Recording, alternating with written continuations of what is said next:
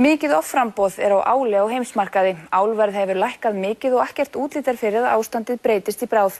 Álframleiðendur eru uggandi og sjá fram á mikið tap.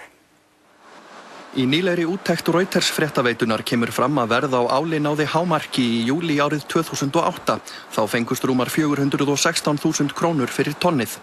Heimsmarkaðsverð á áli hefur lækkað þriðjung síðan þá og víða hefur verið dregið úr framleiðslunni eða henni jafnvel verið hætt.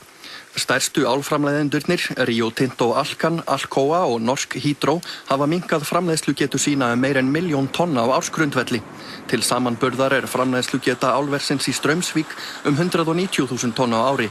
Samdrátturinn jafngildir því lokun 5 til 6 slíkra álvera. Þrátt fyrir að dregið hafi svo mjög úr framleiðslunni, segja fréttaskýrendur Reuters að enn sé búist við offramleiðslu upp á meira en 600.000 tonn á þessu ári. Frekari niðurskurður virðist því óhjákvæmilegur, en álfyrirtækin eru oft bundin af langtímasamningum kaup á raforku og því ekki hlaupið að því að loka álverum þó þau séu rekin með tapi. Talið að 30–40% af öllu áli sé í dag selt með tapi. Meir en þriðjungur heimsframleiðslunar fer fram í Kína og þar halda stjórnvöld álverum gangandi þrátt fyrir mikið tap. Kínverskum álverum nefnilega ekki síst ætlað að vera atvinnuskapandi og þurfi ekki endilega að skila gróða. Þó að 80% álvera þar í landi séu rekin með tapi eru Kínverjar enn að byggja álver í gríð og erg. Á meðan hleðst álið upp og þeir sem hafa hug á að græða á álframleiðslu eru í erfiðri stöðu og verða það líklega komandi ár.